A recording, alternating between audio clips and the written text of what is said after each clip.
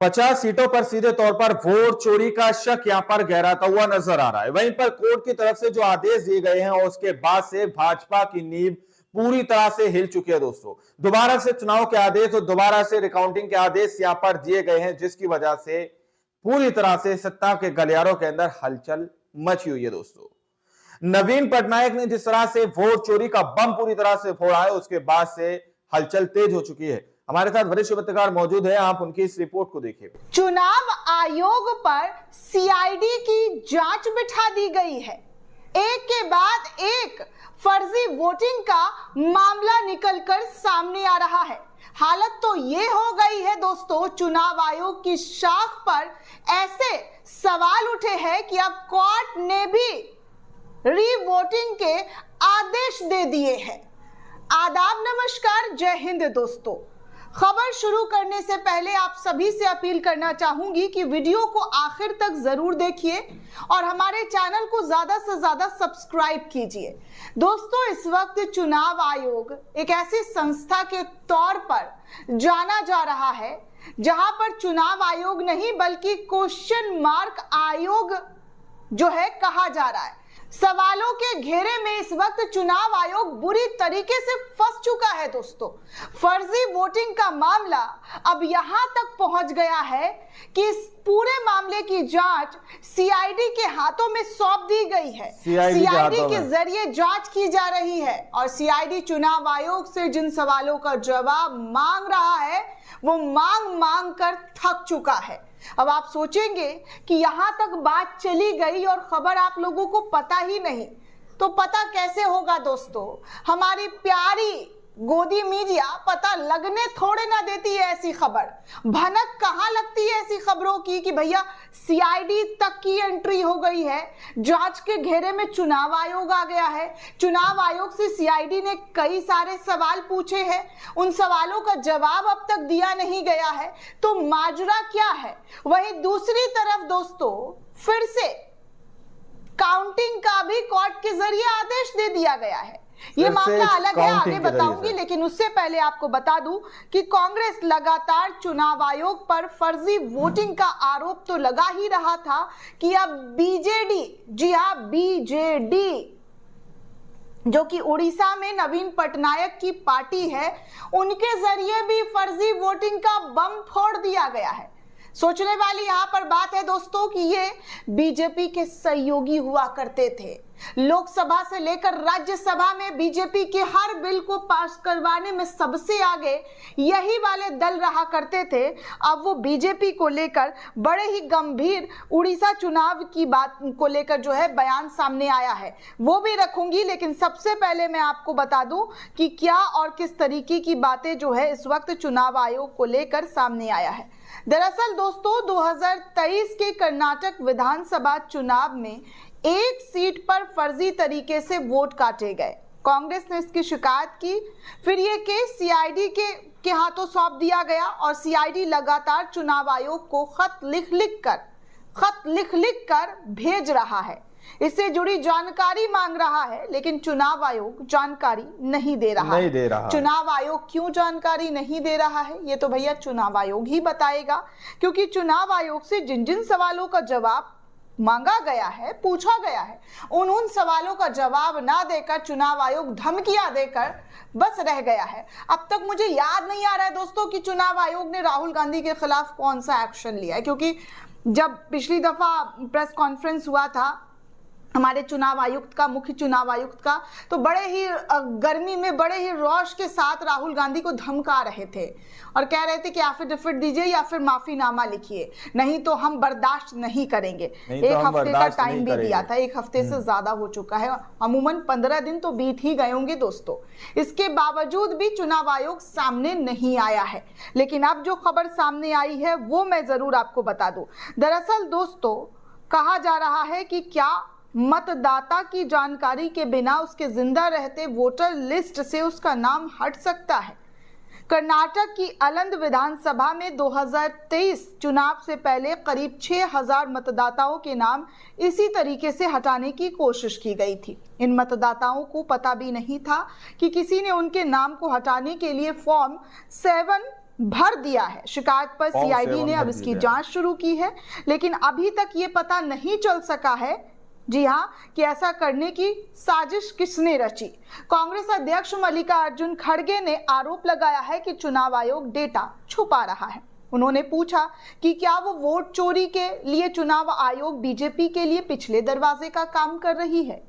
Report है कि आलंद विधानसभा क्षेत्र में 5,994 वोटों को चुराने की साजिश की जांच अब ठहर गई है। जी हां, 5,994 वोटों को चुराने की साजिश की जांच अब ठहर गई है। चुनाव आयोग यानी ईसीआई द्वारा आईपी लॉग्स, सेशन डिटेल्स और एप्स के यूज के स्टेप बाय स्टेप जैसे तकनीकी डेटा ना साझा करने से कर्नाटक पुलिस के सीआईडी विभाग की जांच रुक गई है। ये मामला 2023 विधानसभा चुनाव से जुड़ा हुआ है, जहां पर फॉर्म 7 का दुरुपयोग करते हुए वोटरों के नाम हटाने की कोशिश की गई थी।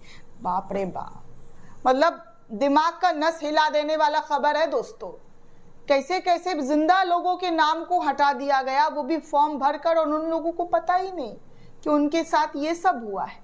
मतलब आप सोचिए कि कितने बड़े लेवल का स्कैम चल रहा है, और उन स्कैम के बारे में जो मतदाता है उनको मालूम नहीं है, उनको इस बारे में कोई जानकारी नहीं है। और जब ये मामला कांग्रेस के नेताओं के जरिए शिकायत किया गया, सीआईडी ने जिम्मा लिया जांच पड़ताल करने का, तो सीआईडी जो जवाब मांग रहा है वो जवाब भी नहीं दिया जा रहा है। मतलब आप सोचिए कि चुनाव आयोग पर ऐसे कैसे शक ना किया जाए। शक क्या, बहुत ज्यादा शक मजबूत हो रहा है, गहराता जा रहा है। आपका काम है निष्पक्षता से चुनाव कराना।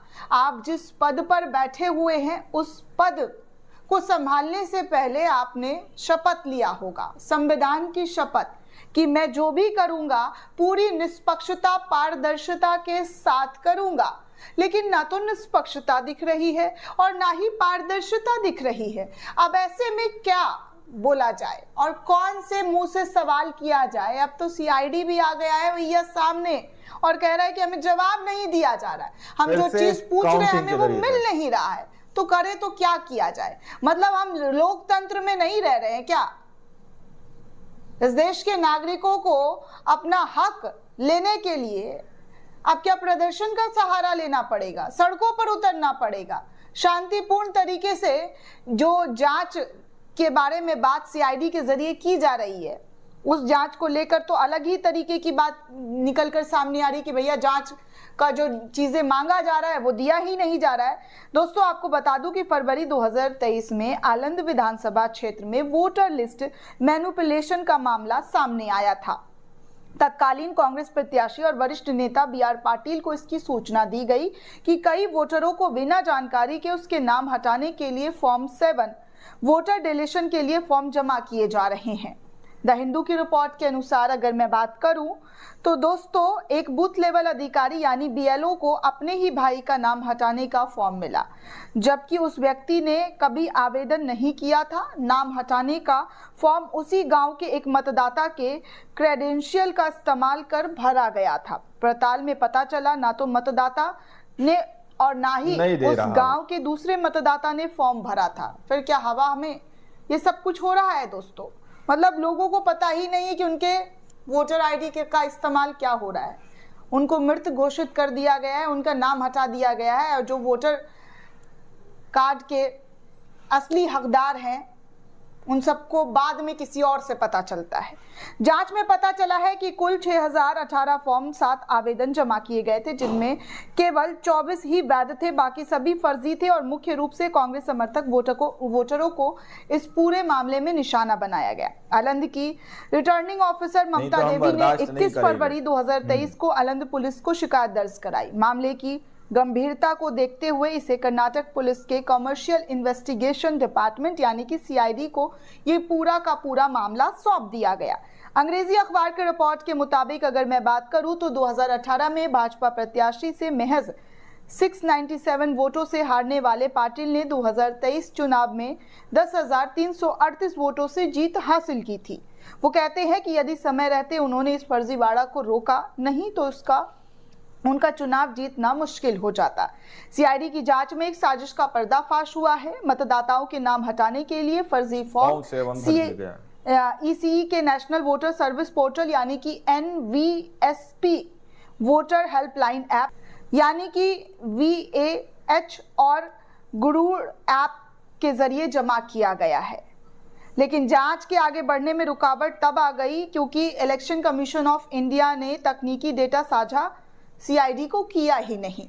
सीआईडी ने जनवरी से अप्रैल 2025 तक कर्नाटक के चीफ इलेक्टोरल ऑफिसर यानी कि CEO को 7 पत्र लिखे और पहले भी जांच पत्र भेजे थे। इनमें IP लॉन्ग्स यानी कि internet protocol logs, date, time और डेस्टिनेशन IP और पोर्ट्स की मांग जो है की गई थी सीआईडी के जरिए चुनाव आयोग से, ताकि फर्जी आवेदनों के पीछे के मशीनों और सेंशंस का पता चल सके। इसके अलावा सीआईडी ने 3 अहम सवाल भी चुनाव आयोग से पूछे थे। उन्होंने पूछा था कि क्या NVS और VH ऐप्स में OTP मल्टी फैक्टर ऑथेंटिकेशन सुविधा अपनाई गई है। दूसरा सवाल पूछा गया था सीआईडी के जरिए कि क्या ये सुविधा आवेदन अपलोड करने तक विस्तृत है। तीसरा सवाल पूछा गया था कि OTP किस मोबाइल नंबर पर भेजा जाता है, लॉगिन वाले या फॉर्म में दिए जाने वाले या दोनों पर। सीआईडी सूत्रों के अनुसार अगर बात की जाए तो ECI ने इन सवालों का कोई जवाब नहीं दिया है। द हिंदू ने 29 अगस्त को CEO को ईमेल किया जिसमें पूछा कि क्या डेटा साझा किया गया और ऐप्स के जरिए वोटर क्रेडेंशियल्स का दुरुपयोग कैसे संभव है। 4 सितंबर को रिमाइंडिंग मेल के बावजूद भी कोई प्रतिक्रिया द हिंदू को नहीं दिया गया है। अब दोस्तों, वोट चोरी का मामला पहले ही राहुल गांधी ने देश के सामने लाकर रख दिया है। अब एक और नया मामला निकलकर सामने आ गया है, वो भी मैंने आपको पूरी खबर बता दी है। सीआईडी के जरिए जो बातें कही गई है, जो बातें बताई जा रही है, वो तो बेहद ही डरावनी और चकित करने वाली है।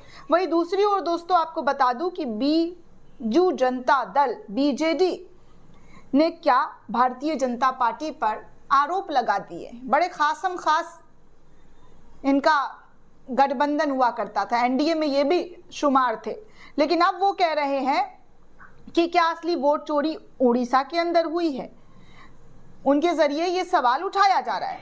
दोस्तों, मामला उड़ीसा के 6 फेज चुनाव का है, जहां 28 मई को इलेक्शन कमीशन बोला था कि 63% वोट पोल हुआ है। फिर 2 दिन बाद अपडेट करके बता रहा है कि 78% जो है वोट पोल किया गया है।